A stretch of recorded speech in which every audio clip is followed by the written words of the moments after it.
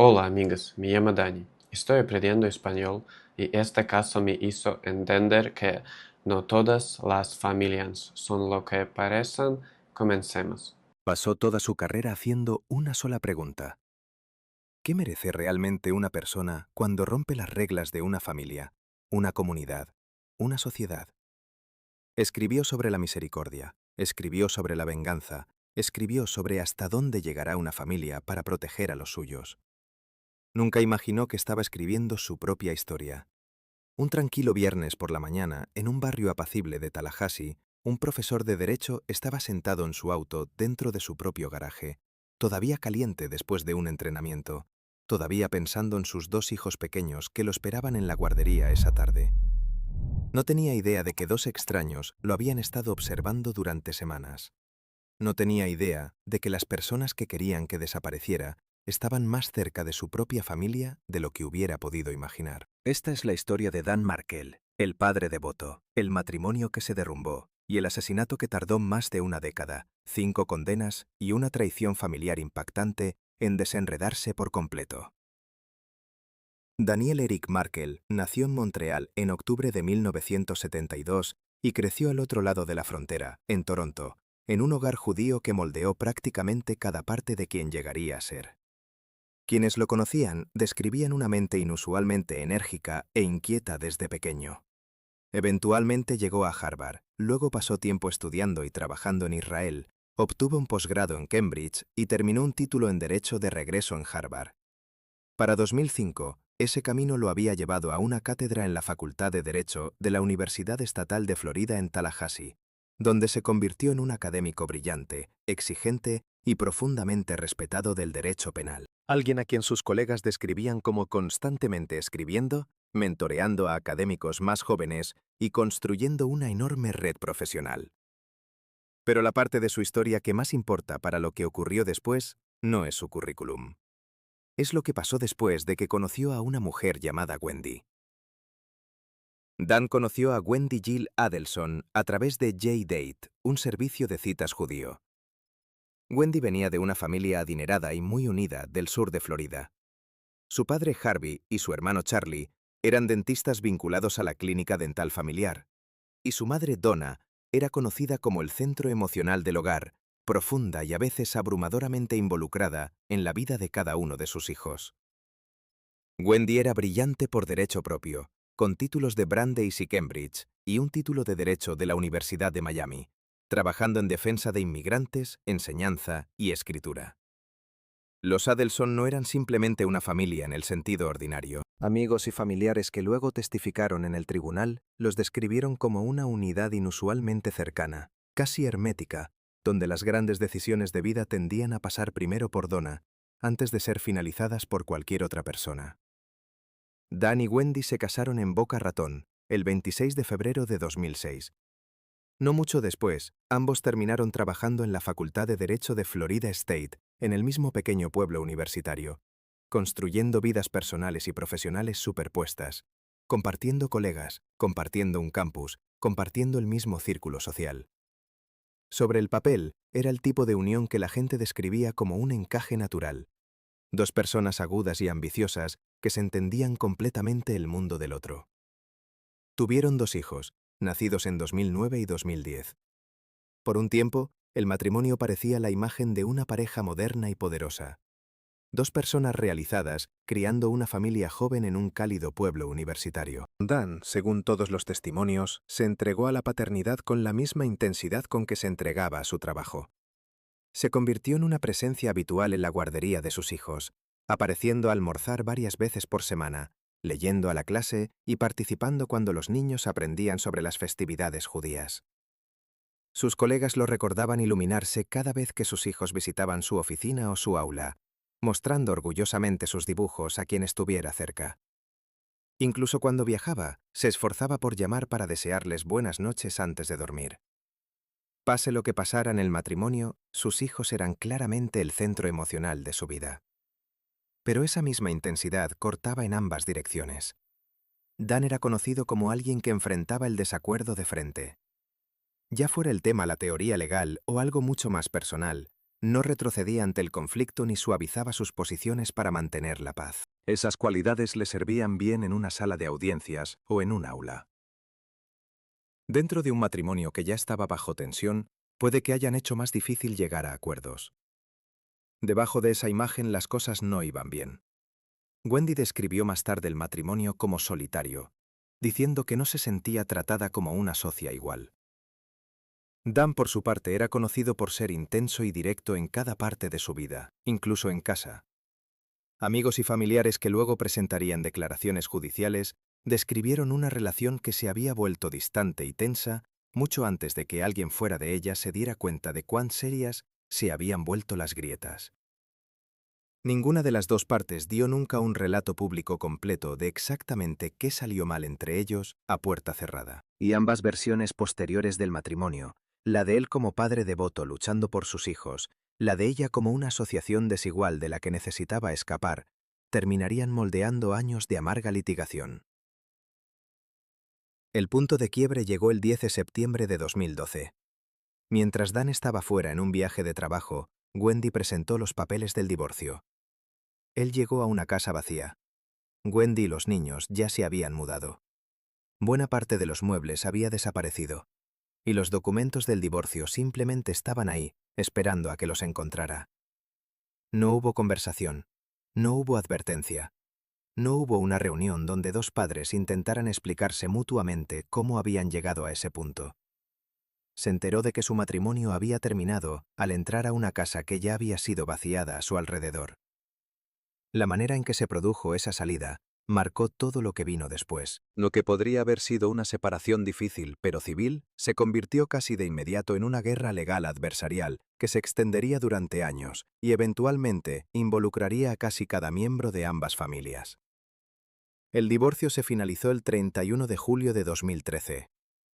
El tribunal otorgó a los padres la custodia compartida, pero eso estaba lejos de ser el fin del conflicto. Era realmente solo el comienzo. Lo que debería haber sido una resolución se convirtió en cambio en el capítulo inicial de una pelea mucho más larga y oscura. Más allá de la cuestión de dónde vivirían los niños, el divorcio se arrastró a través de disputas sobre dinero, supuestos activos no declarados, la división de propiedades personales e incluso un anillo de compromiso que era una reliquia familiar. Las dos partes discutían sobre cómo se comunicaban entre sí, qué decía cada padre sobre el otro delante de los niños y cuánta influencia debería tener Donna en la vida cotidiana de los pequeños. Era el tipo de litigación prolongada y granular que lentamente endurece a dos personas que una vez se eligieron mutuamente y las convierte en adversarios que ya no pueden ponerse de acuerdo en casi nada. Wendy quería reubicarse con los niños casi 800 kilómetros al sur, de vuelta al sur de Florida, cerca de sus padres y hermanos, donde tendría una red de apoyo familiar incorporada. Para Dan, esa solicitud amenazaba lo único en lo que se negaba a ceder, ser un padre presente y cotidiano para sus hijos. Las llegadas al colegio, las cenas entre semana, las rutinas ordinarias que simplemente no podían sobrevivir a una distancia de 800 kilómetros. Luchó contra la solicitud de reubicación en los tribunales con la misma intensidad que traía a todo lo demás en su vida. Y el 20 de junio de 2013, el juez le dio la razón. La reubicación fue denegada. Para la familia Adelson, Dan Markel era un obstáculo, y estaban dispuestos a hacer lo que fuera necesario para eliminarlo. Dan había ganado, y tenía la intención de seguir siendo exactamente tan presente en la vida cotidiana de sus hijos como siempre lo había sido. Para la familia de Wendy, esa resolución judicial no se sintió como el fin de una disputa legal. Se sintió como una derrota que no estaban dispuestos a aceptar. La sentencia no le cayó bien a Donna Adelson. Según correos electrónicos introducidos posteriormente como evidencia en el tribunal, Donna se refería a Dan en términos extremadamente hostiles y comenzó a impulsar estrategias cada vez más agresivas para revertir la decisión. Era, según todos los testimonios de dentro y fuera de la familia, el núcleo emocional de los Adelson. La persona alrededor de cuyas opiniones, planes y expectativas orbitaba toda la familia. Perder el acceso a su hija y sus nietos viviendo cerca era, al parecer, algo que no estaba preparada para simplemente aceptar y superar. En un momento dado, Donna supuestamente propuso ofrecerle a Dan hasta $1 millón, financiado entre diferentes miembros de la familia, a cambio de que permitiera que los niños se reubicaran. Dan rechazó la oferta de plano. La presencia cotidiana de sus hijos en su vida no era algo que estuviera dispuesto a vender a ningún precio. Otra propuesta que surgió en la evidencia involucraba que Wendy le dijera falsamente a Dan que los niños estaban siendo criados como cristianos, aparentemente para explotar cuánto le importaba la educación judía de sus hijos y empujarlo a abandonar sus objeciones por algún tipo de desesperación religiosa. Aunque Wendy testificó después que nunca llevó a cabo ese plan. Para principios de 2014, el conflicto había escalado aún más, y esta vez fue Dan quien tomó acción. Presentó una moción pidiendo al tribunal que restringiera el acceso no supervisado de Donna a sus hijos, alegando que había hablado negativamente de él directamente a los niños. Una audiencia sobre esa moción fue programada para el 15 de mayo de 2014, pero fue pospuesta y nunca resuelta. Para Donna, esto no era una escaramuza legal menor. Su relación con sus nietos era central en toda su vida. Y ahora ese acceso mismo estaba bajo amenaza directa. Sumado a la reubicación que ya había perdido meses antes, en menos de un año había pasado de esperar que su hija y sus nietos se mudaran cerca a perder completamente esa batalla. Y ahora enfrentaba la posibilidad de que le restringieran formalmente ver a los niños sin supervisión. Para el verano de 2014, lo que sea que se hubiera discutido dentro de la familia sobre cómo manejar la pérdida de la reubicación y la nueva amenaza al acceso de Donna, había pasado de las palabras a la acción. El puente entre el mundo de la familia Adelson y el mundo de la violencia contratada pasaba por Catherine McBanua, una mujer conectada románticamente con Charlie, el hermano de Wendy, y conectada con un hombre llamado Sigfredo García como madre de sus hijos. Esa única relación fue suficiente para vincular a una cómoda familia de dentistas del sur de Florida con dos hombres dispuestos a llevar a cabo un asesinato por dinero. Semanas después, en junio de 2014, dos hombres, Sigfredo García y Luis Rivera, condujeron desde el sur de Florida hasta Tallahassee, llevando un papel con la fotografía y la dirección del hogar de Dan. Su objetivo era matarlo. García tenía una conexión personal con el círculo de los Adelson a través de McBanua, y Rivera era el amigo de larga data de García, alguien en quien confiaba lo suficiente como para involucrarlo en un plan tan serio. Pero durante su vigilancia en ese primer viaje, perdieron el rastro de Dan y regresaron al sur de Florida sin terminar el trabajo. Fue un primer intento fallido, y en ese momento nadie fuera de ese auto tenía idea de qué había ocurrido. Dan siguió con su vida completamente ajeno a que dos extraños ya habían conducido cientos de kilómetros específicamente para matarlo. Llevó a sus hijos a la guardería esa semana, como siempre, y no tenía ninguna razón para sospechar que su seguridad o la de su familia estuviera en peligro. El 15 de julio de 2014 se alquiló un Toyota Prius en el norte de Miami. Al día siguiente, García y Rivera condujeron ese mismo Prius de regreso a Tallahassee, llegando alrededor de la medianoche, esta vez con mejor información. A través de McBanua, se enteraron de que Dan tenía programado volar a Nueva York al día siguiente. Entendieron que tenían que actuar de inmediato antes de que saliera de la ciudad, o el plan entero tendría que esperar indefinidamente. La ventana que tenían se estaba cerrando rápido, y eso empujó el cronograma del asesinato de un plan futuro vago a algo que tenía que ocurrir en cuestión de horas. Se habían acordado pagos por un total aproximado de $100,000 por el trabajo, moviéndose de Charlie a través de McBanua hasta García y Rivera. Una cadena diseñada para que nunca tuviera que pasar dinero ni conversación directa entre la familia Adelson y los dos hombres que realmente jalarían el gatillo. La mañana del viernes 18 de julio de 2014, Dan siguió su rutina ordinaria. Sin saber nada de lo que estaba ocurriendo, llevó a sus hijos a la guardería, condujo al gimnasio, entrenó y se dirigió a casa.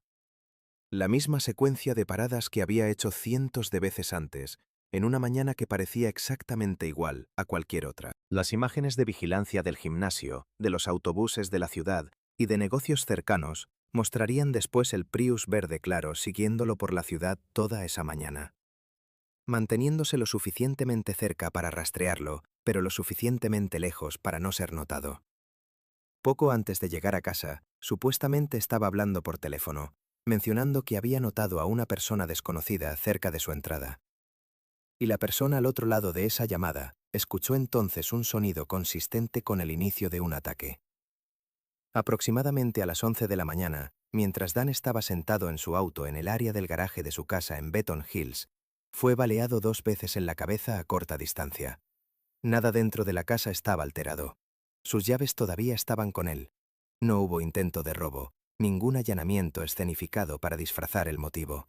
Quien lo había seguido esa mañana había venido con un único propósito. Los atacantes huyeron de la escena en el Prius alquilado. Según el relato posterior de Rivera, García disparó los tiros mientras Rivera conducía. Dan fue encontrado en estado crítico y trasladado de urgencia al hospital. Un gran jurado criticaría después un retraso de 19 minutos antes de que los paramédicos llegaran hasta él, calificándolo de inaceptable, dado cuán urgentemente necesitaba atención de emergencia. Murió a causa de sus heridas el 19 de julio de 2014, a los 41 años.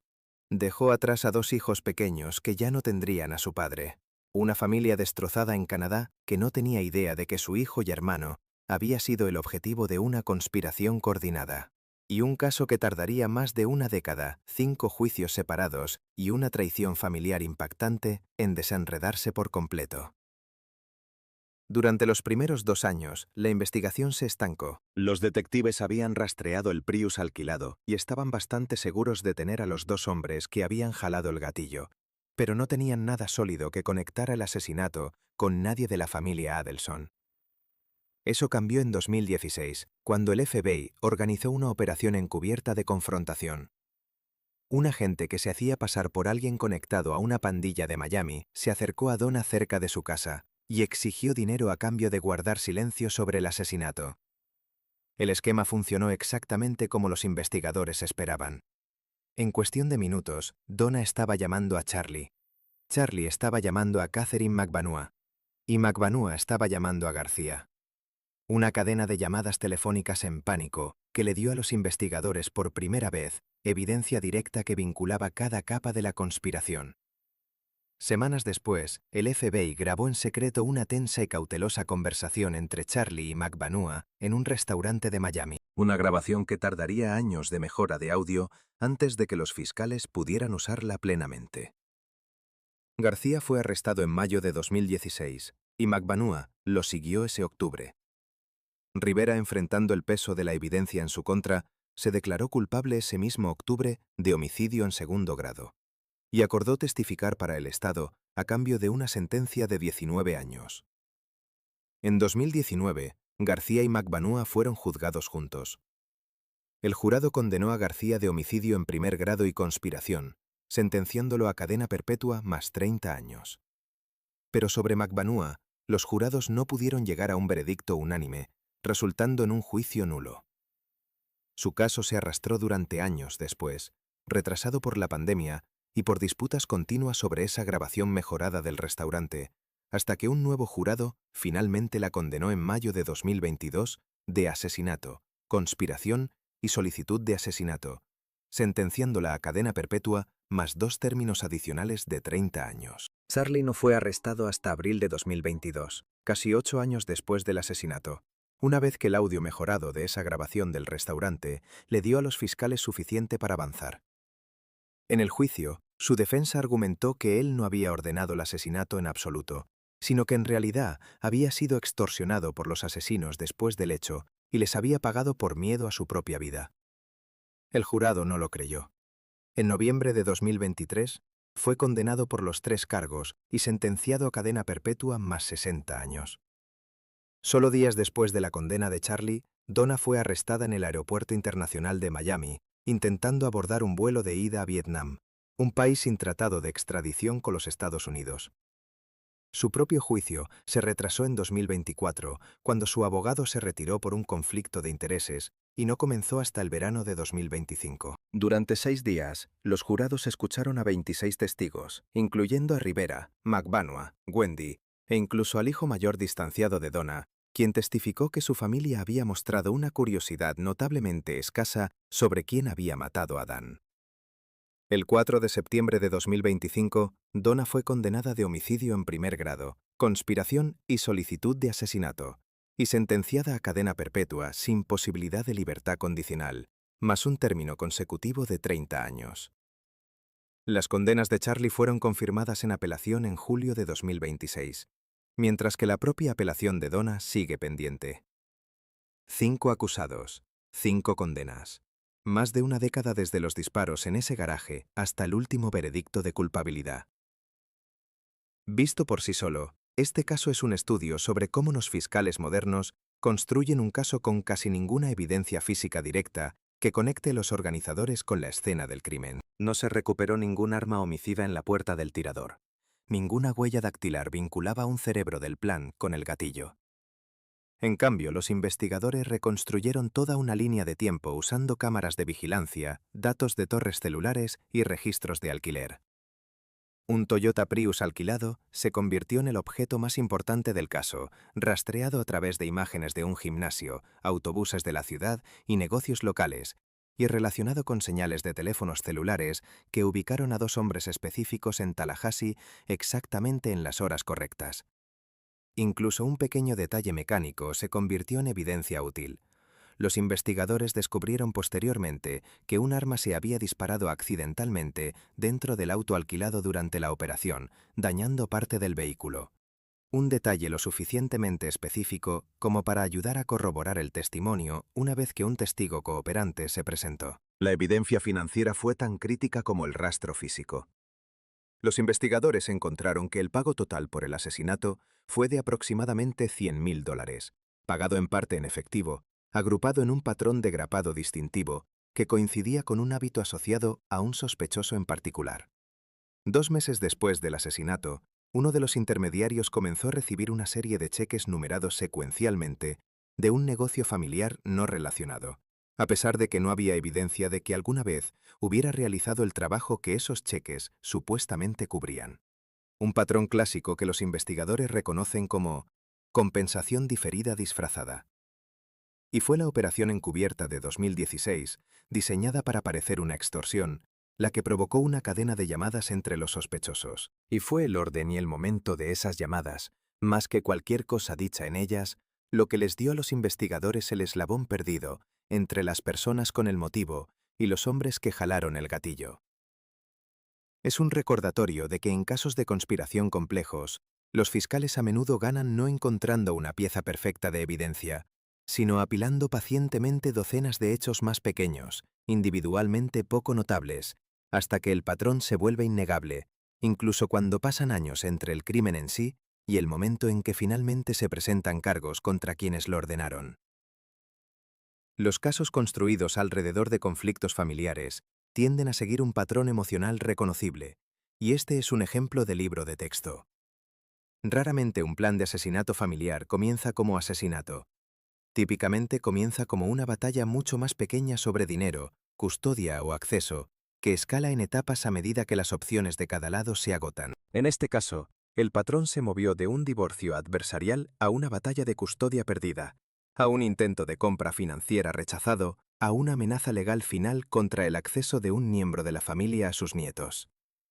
Cada derrota parece haber elevado las apuestas emocionales en lugar de reducirlas, lo cual es una señal de advertencia común en disputas familiares de alto conflicto que se vuelven violentas. La escalada rara vez proviene de un único evento.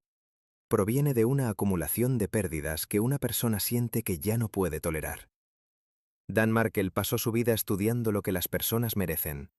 Al final, las personas más cercanas a la familia con la que se casó decidieron que lo que él merecía era el silencio. Esta historia es una obra de ficción. Cualquier semejanza con personas, lugares o acontecimientos es mera coincidencia.